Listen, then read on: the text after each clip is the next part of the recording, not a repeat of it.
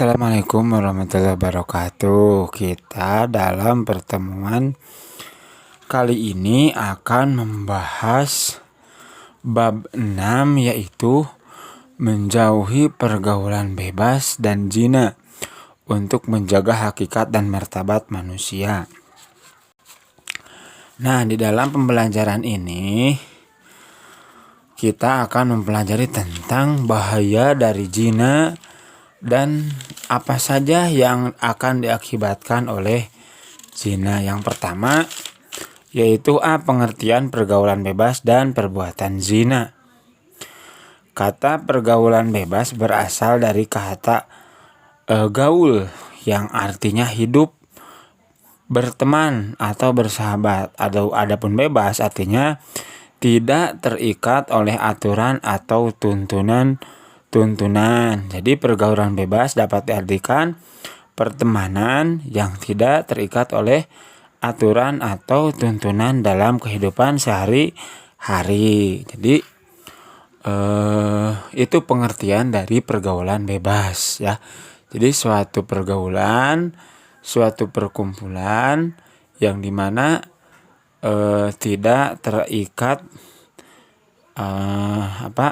dengan aturan-aturan. Terus adapun ayat Al-Qur'an yang menjelaskan tentang pergaulan bebas itu terdapat dalam surah Al-Isra ayat 32 dan surat Al-Furqan ayat 68 dan 69.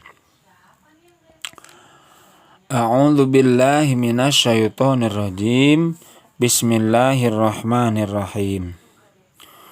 Walladzina la yad'una ma'allahi ilahan akhar wa la yaqtuluna an-nafsa allati harramallahu illa bil haqqi wa la yaznun. Wa man yaf'al dzalika yalqa athama yudha'af lahul 'adzabu yawmal qiyamati wa yakhlud fihi muhana. Dan orang-orang yang tidak mempersekutukan Allah dengan sembahan lain, tidak membunuh orang yang diharamkan Allah kecuali dengan alasan yang benar, dan tidak berzina, siapa yang melakukan demikian itu niscaya mendapat dosa. Baginya akan dilipat gandakan azab pada hari kiamat, dan dia kekal dengan azab itu dalam kehinaan. Jadi itu ancaman yang diberikan oleh Allah ketika seseorang melaksanakan dosa besar, diantaranya yaitu zina. Dan surah Al-Isra ayat 32. A'udzu billahi minasyaitonir rajim. Wala taqrabuz zina innahu kana fahishatan wa sa'a sabila. Janganlah kamu mendekati zina, sesungguhnya zina itu adalah perbuatan keji dan jalan terburuk. Jadi jika seseorang melaksanakan zina, maka dia jalannya akan terus buruk, jalannya akan terus jelek, tidak akan mendapatkan kehidupan yang baik. Karena apa? Karena zina termasuk dosa besar. Nah itu ya. Sekarang kita hafal dulu dan kita kenal dulu lafaz-lafaz dari ayat tersebut. Nah, kita sekarang mulai dari surah Al-Isra ayat 32. Wala artinya janganlah, taqrabu kamu mendekati, azina zina, innahu sesungguhnya zina, kana adalah, fahisyatan perbuatan yang keji, wasa'a terburuk, sabila jalan. Itu mengenai kosakata surah Al-Isra. Ya, lebih baik untuk para siswa dihafal agar ketika ada ayatnya dibaca langsung mengenal. Nah, sekarang kita mengenal hukum bacaan tajwid dalam surah Al-Isra.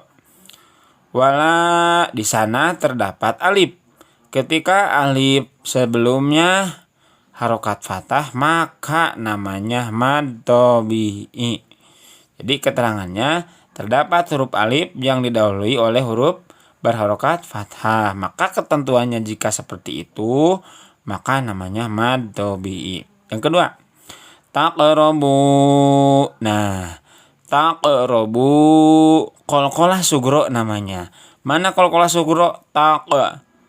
Terdapat huruf qaf sukun berada di tengah kalimah. Jadi kalau ada qaf sukun di tengah kalimah namanya qalqalah sugro.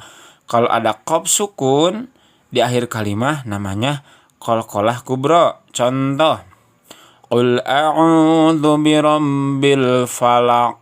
Itu qalqalah kubro. Kalau ini wala taqrabu itu qalqalah sugro namanya. Kalau qul a'udzu birabbil falaq itu kubro. Taqrabu sama matobi dengan tadi.